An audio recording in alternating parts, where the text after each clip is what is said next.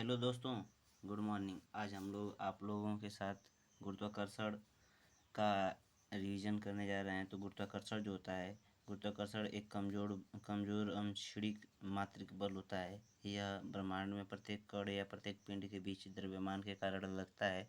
Newton का गुरुत्वाकर्षण का नियम जो था, दो अलग अलग द्रव्यमान की वस्तु m1 m2 हो तो उनके एक दूसरे के बीच की दूरी r हो तो उनके बीच लगने वाला बल बल उनके द्रव्यमान के गुणनफल के समानुपाती तथा उनके दूरी के वर्ग के व्युत्क्रमानुपाती होता है। इसका फार्मूला होता है F बराबर जी m1 इंटू m2 बटे आर स्क्वायर। जी को सर्वाधिक गुरुत्वाकर्षण नियतांक कहते हैं और जी का मान होता है 6.67 गुणे 10 की पावर 11। और इसकी किसी किसी वस्तु पर लगाए गए गुरुत्वाकर्षण बल को वजन भी कहते हैं। वजन मतलब भार। और जो जी की कैपिटल जी की खोज की थी हेनरी कैवेंडिश ने। इसका मान सर्वप्रथम इन्होंने ही ज्ञात किया था, हेनरी कैवेंडिश। इसका मात्रक होता है किलोग्राम प्रति किलोग्राम पर -1, एम पर +3 और एस पर -2। और जी का बीमा होती है एम पर -1, एल पर +3 और टी पर -2। और इसका जिसे गुरुत्वाकर्षण पूरे पूरे जो है ब्रह्मांड में मान्य है। गुरुत्वाकर्षण जो है पूरे ब्रह्मांड में मान्य है। यहाँ पे देखते हैं गुरुत्वाकर्षण बल और गुरुत्व बल। गुरुत्वाकर्षण बल किसी दो वस्तु के बीच लगने वाला गुरुत्वाकर्षण बल कहलाता है। किसी दो वस्तुओं के बीच लगने वाला बल गुरुत्वाकर्षण बल कहलाता है। और गुरुत्व बल दो वस्तु एवं पृथ्वी के बीच जब वस्तु पृथ्वी पर रहे तब गुरुत्व बल लगता है। जब वस्तु पृथ्वी पर रहती है, यानी कोई वस्तु पृथ्वी पर है तो वहाँ पर गुरुत्व बल लगेगा। और कोई वस्तु किसी वस्तु पर लगने वाला आकर्षण जो बल होता है उनके उसको हम गुरुत्व बल कहते हैं, गुरुत्वाकर्षण बल कहते हैं। गुरुत्वाकर्षण बल जी का कैपिटल जी का नियता मान होता है। इसका मान पूरे ब्रह्मांड में नहीं बदलता है। 6.67 गुणे 10 की पावर -11 न्यूटन मीटर प्रति केजी पर -2। यह एक अदिश राशि है और इसका मान अलग अलग रहता है। पृथ्वी की सतह पर 9.8 और यह एक अदिश राशि है। यहाँ पे नोट्स में कुछ दिया गया है। तो गुरुत्वाकर्षण सबसे कमजोर बल है। दो द्रव्यमान युक्त वस्तु के बीच गुरुत्वाकर्षण बल लगना अनिवार्य है। गुरुत्वाकर्षण बल केवल आकर्षण बल है। जी और जी में संबंध जो होता है, इसका एक फार्मूला होता है स्मॉल जी बराबर कैपिटल जी इंटू एम बटे R square, capital R square. इसके जो महत्व हैं इसको देखते हैं। तो अगर दो अलग अलग द्रव्यमान की वस्तु को गिराया जाता है तो दोनों साथ गिरेगा। निर्वात में अलग अलग द्रव्यमान की वस्तु को गिरने पर दोनों एक साथ गिरेंगी। हवा में अलग अलग द्रव्यमान की वस्तु को गिरने पर भारी वाला पहले गिरेगा। अगर कोई ट्रेन एक समान वेग से गतिशील है और उसमें बैठा व्यक्ति किसी सिक्के को उछालता है तो वह सिक्का उसके हाथ में गिरेगा। अगर ट्रेन त्वरण के साथ आगे बढ़ रही है तो सिक्का व्यक्ति के पीछे गिरेगा। और यदि मंदन हो रहा है तो सिक्का उसके आगे गिरेगा। नीचे से ऊपर उच्चतम बिंदु तक वेग शून्य होता है तथा गुरुत्वाकर्षण त्वरण जो होता है 10 मीटर प्रति सेकंड स्क्वायर होता है। अगर कोई वस्तु किसी ग्रह के चारों ओर चक्कर लगाती है तो किया गया कार्य शून्य होता है, क्योंकि विस्थापन शून्य होता है। ग्रह का चक्कर लगाएगा, इसी तरह से एक मार्ग पर घूमता रहेगा तो शून्य होगा। और इसमें यदि जी और कैपिटल जी एम बटे आर स्क्वायर जो है, तो जी के मान में प्रतिशत बदलाव बराबर आर की घात गुणे आर में परसेंटेज बदलाव। जी के मान में प्रतिशत बदलाव बराबर -2r, आर में प्रतिशत बदलाव। अगर प्लस रहे तो वृद्धि, माइनस रहे तो कमी। और इसमें देखते हैं आगे जी के मान में परिवर्तन कब क्या होगा। तो पृथ्वी अगर पृथ्वी की सतह से ऊंचाई के कारण यदि पृथ्वी से सतह से ऊंचाई बढ़ रही है तो जी का मान घटेगा, और ऊंचाई अगर घट रही है तो जी का मान, अगर गहराई अंदर जा रही है तभी भी जी का मान जो है घटेगा। और अगर पृथ्वी के केंद्र पर है तो उसका मान जीरो होगा। अगर पृथ्वी के केंद्र पर है तो उसका मान जीरो होगा। और यदि यदि यदि घूर्णन गति को बढ़ा दिया जाए तो जी का मान जो होता है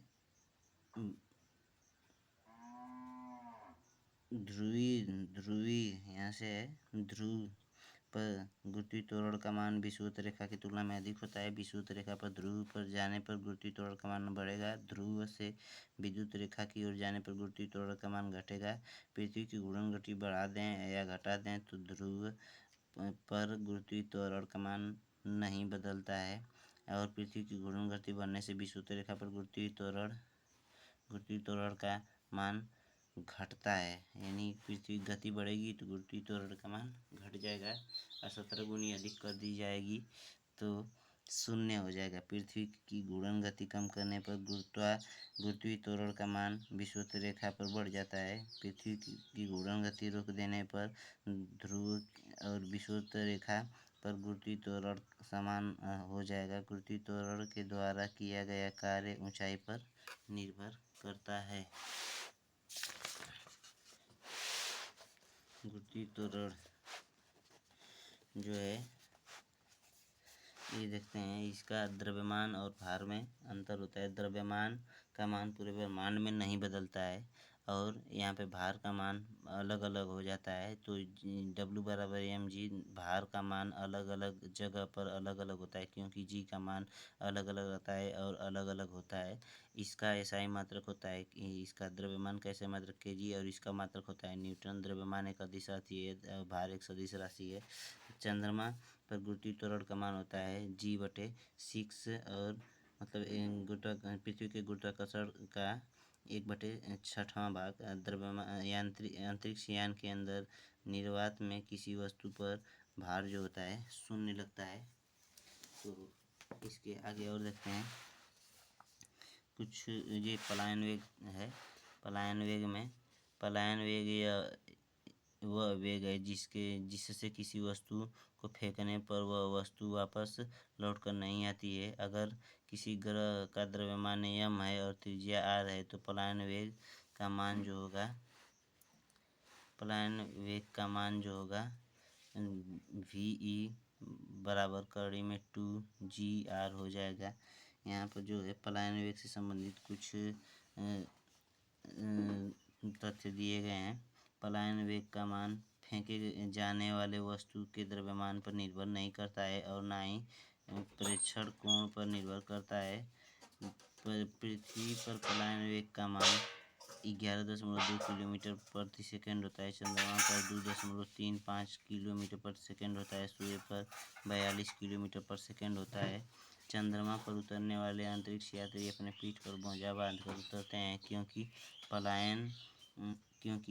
पृथ्वी की तुलना में चंद्रमा का पलायन वेग का मान कम होता है। चंद्रमा पर देखने पर पृथ्वी अंतरिक्ष चंद्रमा पर से देखने पर अंतरिक्ष काला दिखाई देगा। और कक्षीय वेग जो होता है, कोई ग्रह सूर्य के चारों ओर किसी कक्षा में जिस वेग से चक्कर लगाता है उसे कक्षीय वेग कहते हैं। मतलब जिस वेग से वो चक्कर लगाएगा उसे कक्षीय वेग कहते हैं। जिस वेग से चक्कर लगाएगा उसे कक्षीय वेग कहते हैं। तो लगभग 10 मिनट होने वाले हैं और 10 मिनट में मुझे लग रहा है कि 15 मिनट में एक चैप्टर कंप्लीट हो जाएगा। तो ध्रुवीय उपग्रह जो होते हैं वैसे उपग्रह जो पृथ्वी के नज़दीक तथा नज़दीक की कक्षा में चक्कर लगाते हैं ध्रुवीय उपग्रह कहलाते हैं। ध्रुवीय उपग्रह की कक्षीय वेग 8 किलोमीटर प्रति सेकंड तथा आवर्तकाल 84 मिनट यानी 5040 सेकंड का होता है। इसका उपयोग मौसमी संबंधी जानकारी के लिए किया जाता है। भूस्थिर उपग्रह। भूस्थिर उपग्रह ऐसा उपग्रह है जो पृथ्वी तल से लगभग 36,000 किलोमीटर विषुवत तल में चक्कर लगाता है और पश्चिम से पूर्व की ओर। इसका कक्षीय वेग 3.1 किलोमीटर तथा आवर्तकाल 24 घंटा होता है। भूस्थिर उपग्रह का उपयोग दूरसंचार में किया जाता है। भूस्थिर उपग्रह का जो है उपयोग जो है दूरसंचार में किया जाता है।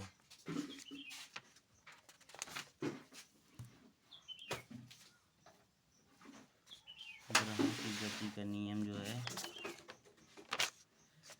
ग्रहों की गति का नियम केपलर ने दिया था। ग्रहों के लिए केपलर 3 नियम दिए थे: कक्षीय वेग, कक्षा का नियम, क्षेत्र का नियम, परिक्रमा।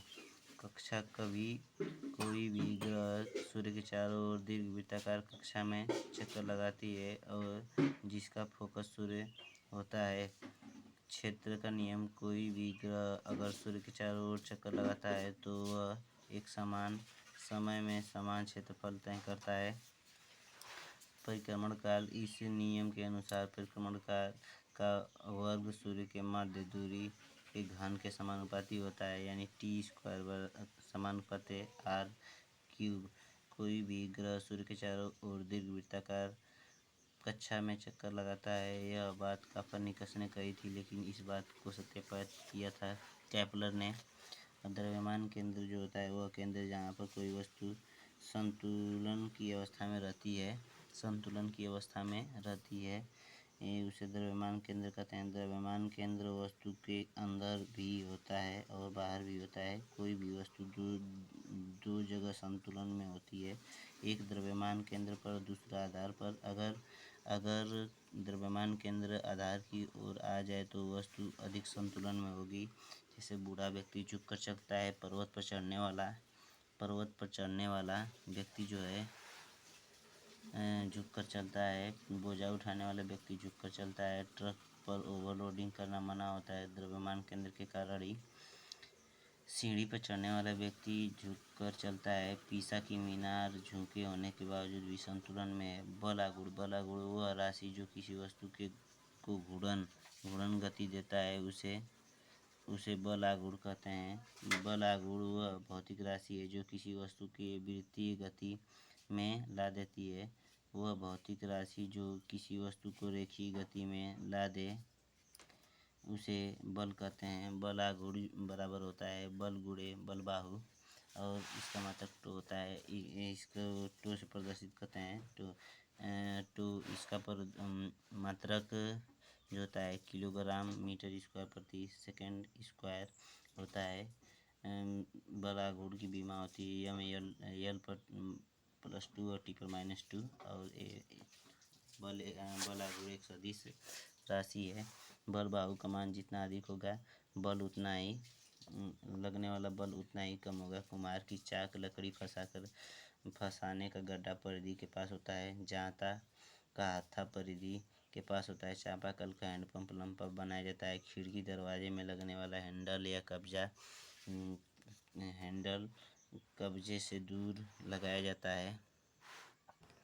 और इस सिद्धांत के आधार पर सरल मशीन एवं जटिल मशीनों का निर्माण किया जाता है। उत्तोलक, घिरनी, अनंत तल, स्क्रू जैक आदि। ऊर्जा और बल आघूर्ण की विमा समान होती है। और इस चैप्टर में मुझको लग नहीं रहा है कि और कुछ बचा है। तो धन्यवाद दोस्तों।